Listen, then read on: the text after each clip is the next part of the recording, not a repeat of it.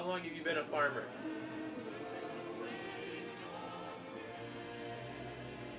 Since I was born. Do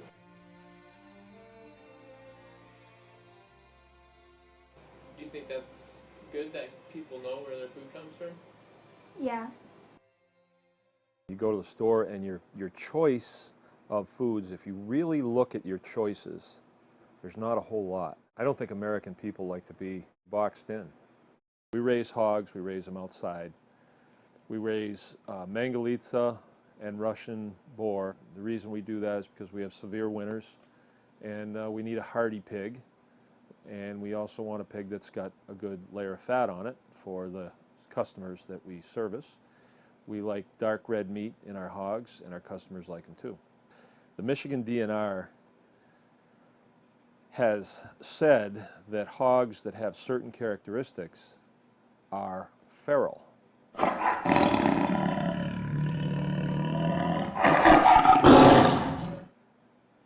In my dictionary, a feral hog is a hog that lives outside of the fence. They're not the ones that are under the supervision of human beings or the husbandry of human beings. So I do not have any feral hogs here as far as I am concerned. But they say because my hogs have erect ears and they have a woolly coat and they have certain colorations and a flat nose and limp tails or curly tails, they say that my hogs are feral. It makes no sense at all, but they have a much louder voice and a bigger budget than we do, and they've issued a declaratory ruling that will make me a felon if I keep these pigs. We really have no choice because we're heavily invested in them. It's how we make our living. We have no choice but to fight them just to be able to carry on our program to make a living. Their reason for leveling this is they say that pigs like ours are getting out into the wild and they're destroying cropland. If my pigs got out of their fences right now, they would be up at the house. They want to come and be with us. They don't want to get away from us because we feed them. We have to ask the question, why are they doing this? Well, they are in cahoots with Michigan Pork Growers Association, and those are the people that grow pigs in captivity, in confinement, they call it. The animals are harvested really young, and they never get to dig in the dirt. They never get to have sunshine on their back. They never get to eat grass. They're unhappy pigs. They cut their tails off because they turn to cannibalism, and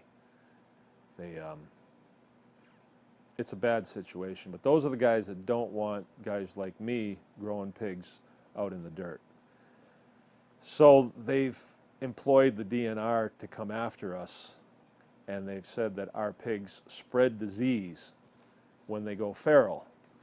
And they have this notion that they're spreading to the public that our pigs are scratching at the fences wanting to get away.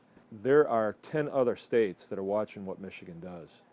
And if Michigan gets away with this, and they are able to declare that one of my farm animals is an invasive species and therefore outlawed, where does it end? Where does it end? All right? These pigs have been around since probably before biblical times. And now here in the United States, we have a government entities that's going to say that they're illegal. I think that is hogwash. I am a farmer, and I know lots of other farmers, and I don't know any other farmer who's experienced this feral swine invasion. You know, I don't know anybody that's done it, and I think I would know that as a farmer.